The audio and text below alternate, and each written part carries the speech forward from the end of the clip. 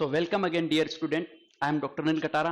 और हमने last class में डिस्कस किया था the structure of DNA in the chapter molecular basis of inheritance. हमने देखा था कि डीएनए का क्या स्ट्रक्चर है, डीएनए कैसा बना है, डीएनए के एक टर्न में कितने बेस पेयर होते हैं और एक बेस पेयर की लेंथ क्या होती है, डीएनए की विड्थ क्या होती है। तो हमने लास्ट क्लास में डिस्कस किया था कि length of one base pair या फिर we can say the distance between two consecutive base pair और the distance between two consecutive base pair it was 0.34 nanometer. तो नैनो मतलब 10 की power -9 meter. Now if I say the mammals की अगर मैं बात करूं, टिपिकल मेमेलियन सेल की बात करें तो मेमेलियन की जो सेल है उसका जो न्यूक्लियस है, तो न्यूक्लियस की जो साइज होती है वो 10 की पावर -6 मीटर की होती है। मतलब nucleus are in micron in size, but इस न्यूक्लियस के अंदर टोटल बेस पेयर है, डीएनए का जो टोटल बेस पेयर है उसका नंबर 6.6 इंटू 10 की पावर 9 बेस पेयर। सो इस न्यूक्लियस के अंदर जो डीएनए पड़ा है उसकी लेंथ होगी 6.6 इंटू 10 की पावर 9 बेस पेयर और कंसेक्यूटिव बेस पेयर का डिस्टेंस 0.34 नैनोमीटर। तो नैनो मतलब 10 की पावर 9। तो इसको सोल्व करेंगे तो 2.2 मीटर आएगी। So it is very strange कि न्यूक्लियस की साइज 10 की पावर -6 मीटर की रेंज में है, बट उस न्यूक्लियस के अंदर जो टोटल डीएनए पड़ा है अगर उसकी लेंथ में आइडियली अगर उसकी लेंथ दिखूं, अनकंडेंस डीएनए की अगर लेंथ फाइंड आउट करूं तो ये करीबन 2.2 मीटर है। तो how this long DNA are present in this tiny nucleus? So obviously ये जो डीएनए है, इतना जो लंबा डीएनए है, ये पैकेजिंग के कारण इस छोटे से न्यूक्लियस के अंदर फिट है। मतलब ये जो long threads of DNA it definitely are in condense form, otherwise it is not possible कि माइक्रोन साइज के न्यूक्लियस के अंदर 2.2 मीटर ऑर्डर का डीएनए हो। सिमिलरली अगर मैं बात करूं ई कोलाई, तो E coli do not have nucleus, it have nucleoids, we can say naked nucleus। तो ई कोलाई के अंदर जो नेकेड न्यूक्लियस है दैट इज अ न्यूक्लियोइड, उसके अंदर 4 मिलियन यानी 40 लेग्स बेस पेयर होते हैं। तो इस 40 legs base pair that is 4 million base pair की लेंथ अगर आप फाइंड आउट करोगे तो 4 इंटू 10 की पावर 6 ये बेस पेयर और 0.34 नैनोमीटर। तो अगर आप ई कोलाई के डीएनए की लेंथ को फाइंड आउट करोगे तो it will be around in some millimetre. Got it? यहां से आपको लेंथ ऑफ डीएनए पता चल जाएगा, दैट इज 1.36 मिलीमीटर। ऑब्वियस सी बात है, कम बेस पेयर तो कम लेंथ, ज्यादा बेस पेयर तो ज्यादा length. So now we have to discuss how this long thread of DNA are packed inside the prokaryotes as well as inside the eukaryotes. So we will separately discuss the packaging of DNA. First we will discuss inside the prokaryotic organism and that we will discuss inside the eukaryotic organism. तो prokaryotics sales में nucleus नहीं होता है, nucleus की जगह हम nucleoid term use करते हैं। न्यूक्लियस की जगह क्या यूज करते हैं? Nucleoid, naked nucleus. तो nucleoid are the region where the DNA are scattered, where the DNA are scattered. So अगर मैं बात करूं यहां पर न्यूक्लियस के पास मेम्ब्रेन ही नहीं है तो वी कैन से ये डीएनए है जो यूकैरियोटिक सेल का डीएनए है पूरी सेल्स में हर जगह स्कैटर्ड होगा, बट ऐसा नहीं होता है। इस सेल्स के एक पर्टिकुलर रीजन में एक प्रोटीन्स होता है,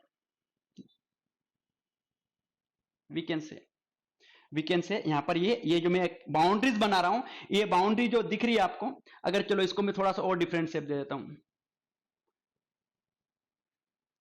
ये जो डॉट डॉट डॉट डॉट ये बाउंड्रीज बना रहा हूं, ये जो बाउंड्रीज है ये बाउंड्रीज तक पड़े हुए हैं positive charge protein. Positive charge protein की क्या है, बाउंड्री से। अब नाउ ये पॉजिटिव चार्ज पार्टिकल्स के चारों तरफ बाउंड हो जाएगा डीएनए, क्योंकि डीएनए इज नेगेटिव चार्ज। तो यहां पर जो प्रोकैरियोट्स में जो डीएनए है ये पॉजिटिव चार्ज प्रोटीन के कारण सिर्फ फोल्ड हो जाता है इस तरीके से। और we know the DNA of prokaryote is circular, तो ये बहुत सारे लूप्स में क्या हो जाएगा, फोल्ड।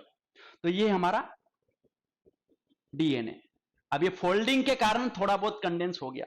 अगर ये फोल्डिंग नहीं होती और ये बिल्कुल एग्जैक्ट सर्कल के जैसा होता तो ऑब्वियस सी बात है ये ज्यादा स्पेस को ऑक्यूपाई करता। तो यानी वी कैन से कि in prokaryotes the negative charge protein, ये नेगेटिव चार्ज प्रोटीन को हम नॉन हिस्टोन प्रोटीन बोलेंगे, क्योंकि histone protein sorry I mean in prokaryote the positive charge protein are not made up of histone protein, it is a non-histonic protein। ये positive charge particle, ये positive charge protein is a negative charge DNA को बहुत सारे loops में,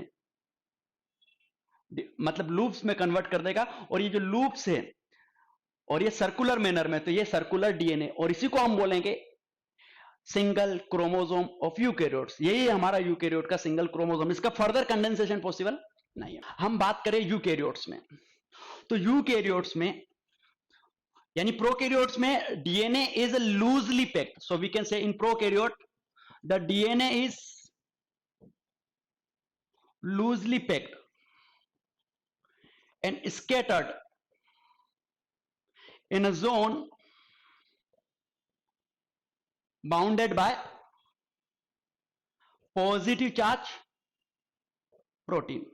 positive charge protein थोड़ा बहुत DNA की folding में काम कर रहा, उसी जोन को हम बोल सकते हैं nucleoid. Got it? So nucleoid is region in which the DNA are present. और ये डीएनए पूरी साइटोप्लाज्म में स्कैटर्ड नहीं है, एक पर्टिकुलर जोन में ही स्कैटर्ड है, क्योंकि वो जोन चारों तरफ से बॉन्डेड है through a positive charge protein. That protein will be basically non histone protein. Prokaryote do not have histone protein. Now if we discuss the eukaryotes, so eukaryotes के पास पैकेजिंग के लिए एक हाईली स्पेसिफिक प्रोटीन होता है जिसको बोलते हैं हिस्टोन प्रोटीन्स। और हिस्टोन प्रोटीन के कारण यूकैरियोटिक सेल्स में डीएनए की पैकेजिंग काफी एफिशिएंट होती है। तो देखते हैं, इट इज अनपैक्ड अनकंडेंस डीएनए। अगर मैं हेलिकल स्ट्रक्चर बनाया डीएनए का, डीएनए, अब अगर मैं इस डीएनए की लेंथ की बात करूं तो it will be around 2.2 metre. और अगर इस डीएनए की विड्थ की बात करूं तो ऑब्वियस सी बात है, अगर मैं विड्थ की बात करूं तो यहां पर मैं 2 नैनोमीटर या 20 एंगस्ट्रॉन बोल सकता हूं। The width of DNA is around 2 nanometre या 20 एंगस्ट्रॉन। अब ये जो डीएनए है इसकी पैकेजिंग के लिए यूकैरियोट्स के पास एक स्पेशल प्रोटीन होता है जिसको बोलते हैं हिस्टोन प्रोटीन्स। क्या बोलते हैं अपन? Histone protein. तो जो हिस्टोन प्रोटीन है, कुछ हिस्टोन प्रोटीन को बोलेंगे कोर और कुछ को बोलेंगे लिंकर। तो जो हिस्टोन प्रोटीन का जो कोर है ये बना होगा H2A, H2B, H3, H4।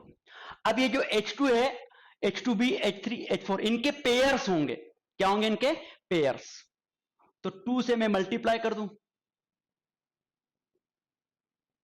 तो यहां पर मेरे पास एक ऑक्टामर बन जाएगा, 8 प्रोटीन का एक ऑक्टामर।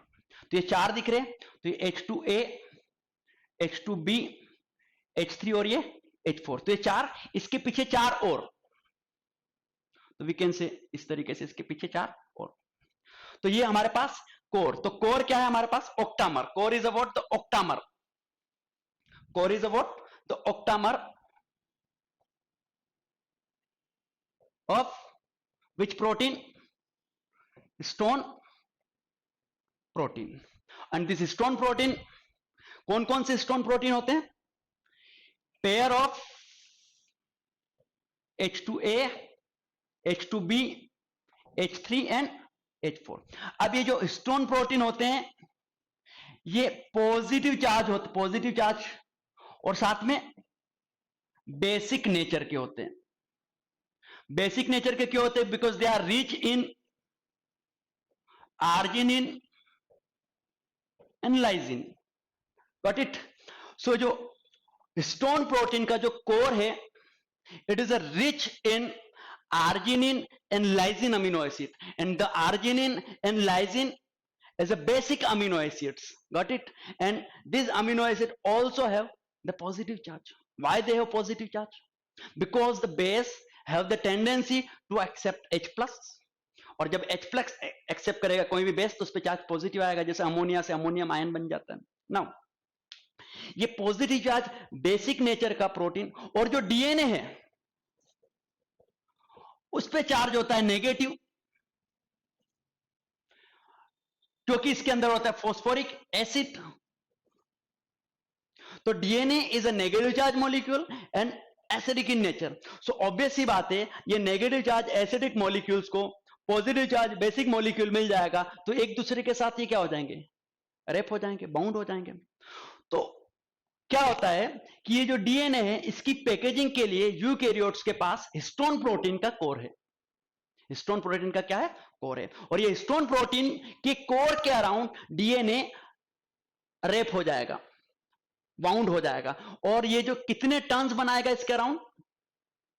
1.65 टन। मतलब जो एक, अगर मैं कोर बनाता हूं तो कोर के अराउंड कंप्लीट 2 टन नहीं होंगे डीएनए के। कितना टन होगा? एक तो पूरा टन और एक अधूरा टन, और फिर आगे निकल जाएगा। तो देखते हैं किस तरीके से पैकेजिंग में कोर हेल्प करता है। और क्या होता है लिंकर? तो लिंकर में मैं लिख रहा हूं H1 प्रोटीन। Got it? सो देखते हैं अपन पैकेजिंग। अब देखो डीएनए की जो पैकेजिंग है वो कौन कौन सी फेजेस में होती है। अगर मैं सेल साइकिल की बात करूं तो सबसे पहले आता है इंटरफेस। इंटरफेस खत्म होने के बाद आता है dividing, that is a mitotic phase. और माइटोटिक फेज में प्रोफेज, मेटाफेज, एनाफेज, टीलोफेज। तो हम साथ में ये भी देखेंगे कि ये पैकेजिंग बेसिकली किस फेज में होती है।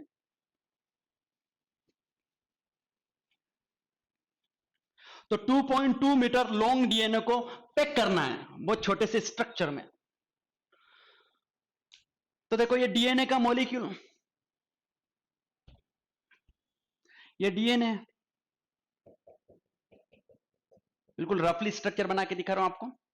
अब ये जो डीएनए है ये कोर है, स्टोन प्रोटीन का बना हुआ एक कोर है।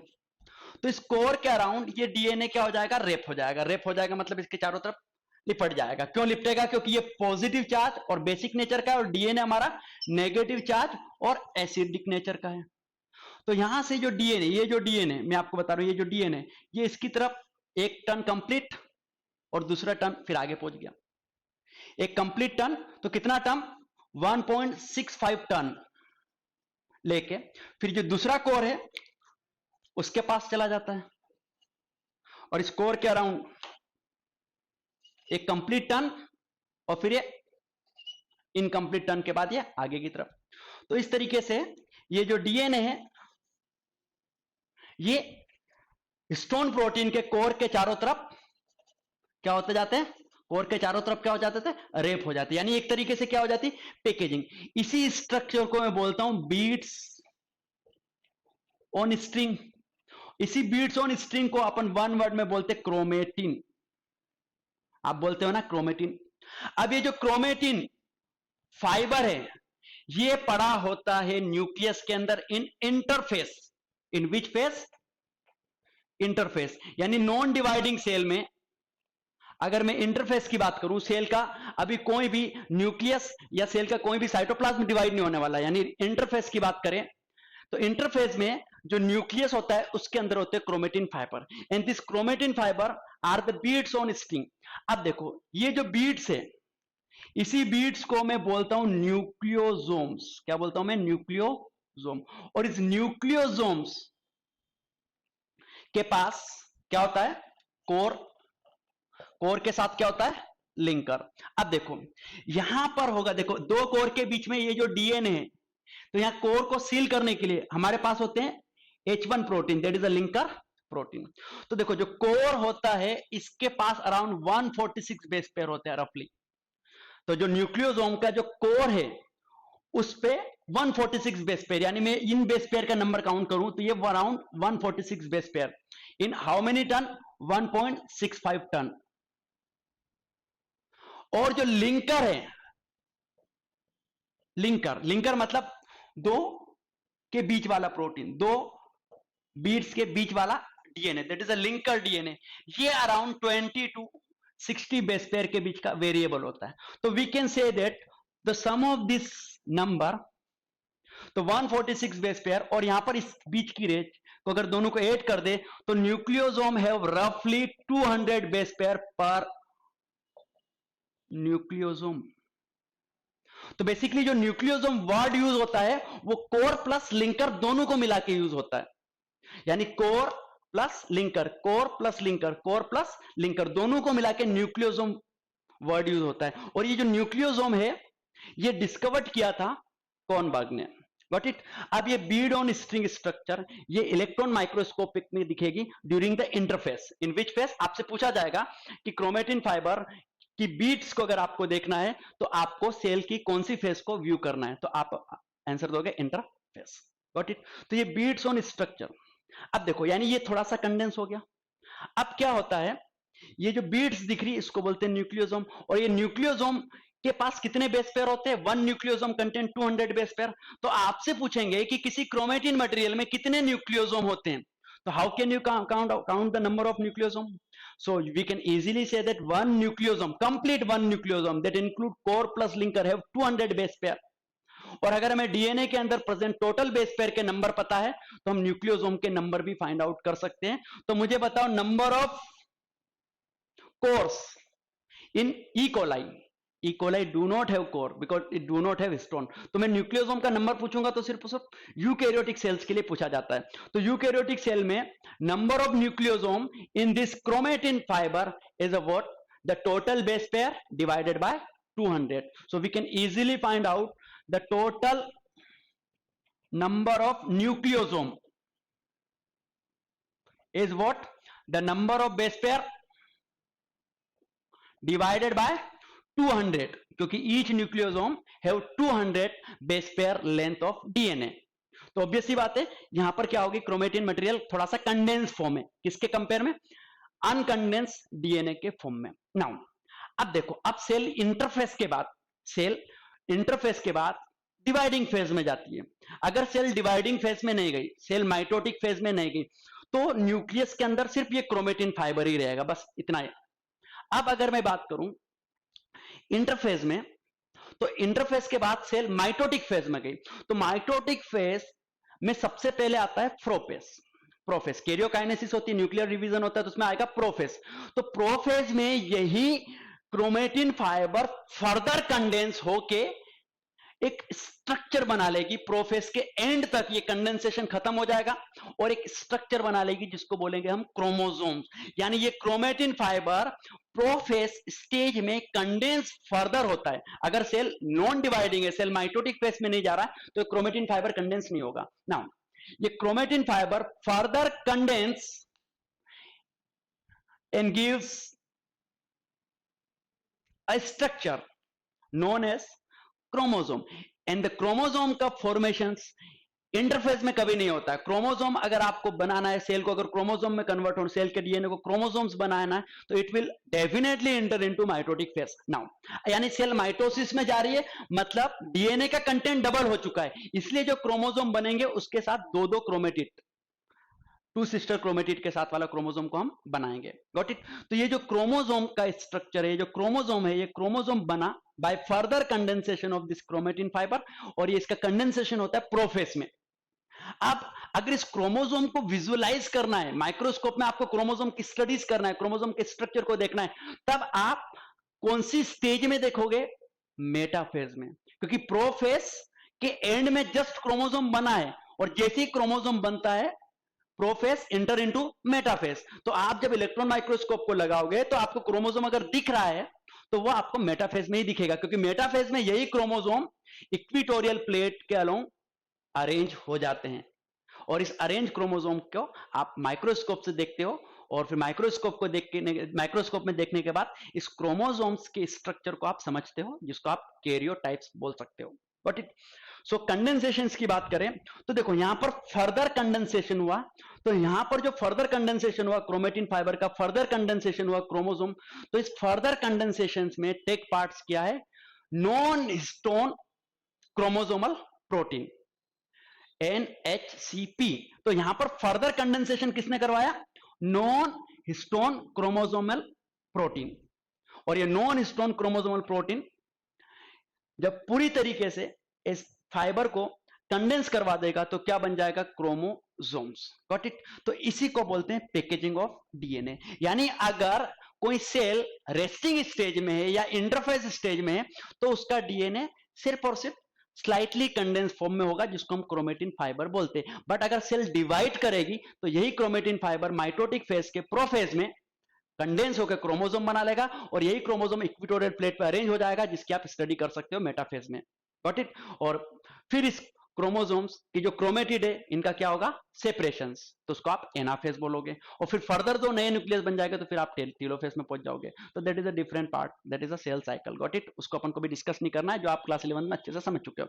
नाउ अगर मैं बात करूं लेंथ, तो यहां पर लेंथ कितनी है मेमेलियन में, यहां पर लेंथ कितनी होगी 2.2 मीटर। और क्रोमोसोम, अब ये न्यूक्लियस की रेंज का हो चुका है, क्योंकि ये फर्दर क्या हो गया, कंडेंसेशन। विड्स की बात करूं तो यहां पर विड्स, तो मुझे बताओ कंडेंसेशन से डीएनए की, दैट इज जेनेटिक मटेरियल की लेंथ कम हो रही है कंडेंसेशन। तो मुझे बताओ कोई लॉन्ग चीज को कंडेंस करोगे तो उसकी विड्थ क्या होगी, बढ़ेगी। तो यहां पर जो विड्थ है डीएनए की, जो हेलिकल फॉर्म में जो डीएनए पड़ा है उसकी विड्थ 20 एंगस्ट्रॉन या 2 नैनोमीटर होती है। अलग अलग टाइप के डीएनए होते हैं, A DNA, Z DNA, B DNA. तो किसी डीएनए में 18 एंगस्ट्रॉन तो किसी में 20।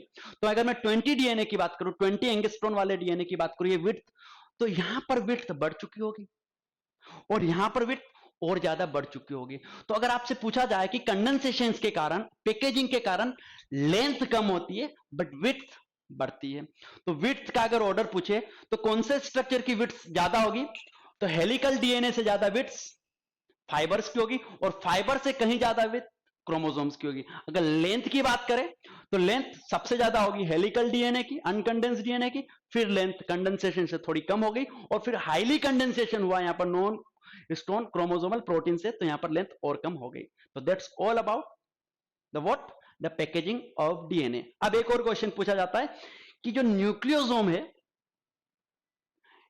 इसके अंदर जो कोर है उसके ऊपर 146 बेस पेयर है, बट अगर कोर मेंशन ना करा जाए और सिर्फ आपसे पूछे कि न्यूक्लियोसोम है how many base pair of DNA, तब आंसर आपको 200 बेस पेयर लगाना, क्योंकि nucleosome include core plus linker both. अब यहां पर जो लिंकर प्रोटीन है वो H1 है और जो कोर के अंदर जो प्रोटीन होता है वह H2A, H2B, H3, H4 के पेयर्स, और जो दो कोर्स के बीच में जो लिंक का काम कर रहा है that is a linker H1 protein, linker stone protein. अब अगर आपसे पूछे कि ये जो न्यूक्लियोसोम है ये डिस्कवर किसने किया, तो आंसर आएगा कोरेनबर्ग ने। But this nucleosome were first time observed by some different scientist. अगर किसी को नाम याद हो तो डॉन एन अडा, ये एक साइंटिस्ट का नाम है जिन्होंने न्यूक्लियोसोम को सबसे पहले ऑब्जर्व किया था। बट ये न्यूक्लियोसोम बनता कैसे, न्यूक्लियोसोम की क्या कैरेक्टरिस्टिक्स है, इसका डिटेल मैकेनिज्म सब कुछ कोरेनबर्ग ने बताया था, तो डिस्कवरी का क्रेडिट हम कोरेनबर्ग को देते हैं। ये न्यूक्लियोसोम अगर आपको देखना है तो आपको इंटरफेज में देखना है सेल को, और अगर आपको क्रोमोसोम देखना है तो मेटाफेज में आपको सेल को विजुअलाइज करना है। और क्रोमोसोम का फॉर्मेशंस प्रोफेज में हो जाता है bye condensation of this chromatin fibre. Now अब कोई सेल नॉन डिवाइडिंग सेल है, इसके क्रोमेटिन फाइबर को मैं दो कैटेगरी में डिवाइड कर सकता हूं, euchromatin and heterochromatin. Eu मतलब the chromatin fiber that is a transcriptionally active and the chromatin fiber that are non active for transcription. वो क्रोमेटिन फाइबर जिसके अंदर का डीएनए ट्रांसक्रिप्ट होकर आरएनए बना ले उनको बोलते हैं यू क्रोमेटिन, और वो क्रोमेटिन फाइबर जिसके अंदर का डीएनए ट्रांसक्रिप्ट नहीं हो पा रहा है तो उसको बोलेंगे हेट्रोक्रोमेटिन। तो transcriptionally active chromatin are eu और नॉन एक्टिव आर हेट्रो। अब जो ट्रांसक्रिप्शनली एक्टिव क्रोमेटिन है वो कंपेरेटिवली लेस कंडेंस होते हैं, बट जो इनएक्टिव क्रोमेटिन है वो कंपेरेटिवली हाईली कंडेंस होते हैं। और जो हाईली कंडेंस क्रोमेटिन है वो स्टेन को, जगह हम जब क्रोमेटिन फाइबर को विजुअलाइज करेंगे माइक्रोस्कोप में, तो आपको क्रोमेटिन फाइबर को डाई करना पड़ेगा। क्रोमेटिन फाइबर के अंदर आपको कलरफुल डाई पहुंचानी पड़ेगी, उस डाई के थ्रू आप क्रोमेटिन फाइबर को विजुअलाइज करोगे। तो जो यू क्रोमेटिन होता है वो कंपेरेटिवली लेस पैक्ड है, तो ये कंपेरेटिवली स्टेन लाइट। बट जो हेट्रोक्रोमेटिन है वो हाईली कंडेंस है कंपेरेटिवली यू के, तो it will stain very dark. तो euchromatin stain light and heterochromatin stand dark. U is a transcriptionally active and hetero is transcriptionally inactive. अब देखो जो हेट्रोक्रोमेटिन का जो डीएनए का सेगमेंट था जो ट्रांसक्रिप्शनली इनएक्टिव था, वो क्रोमोसोम्स का कंस्ट्रिक्शन वाला पार्ट बनाता है।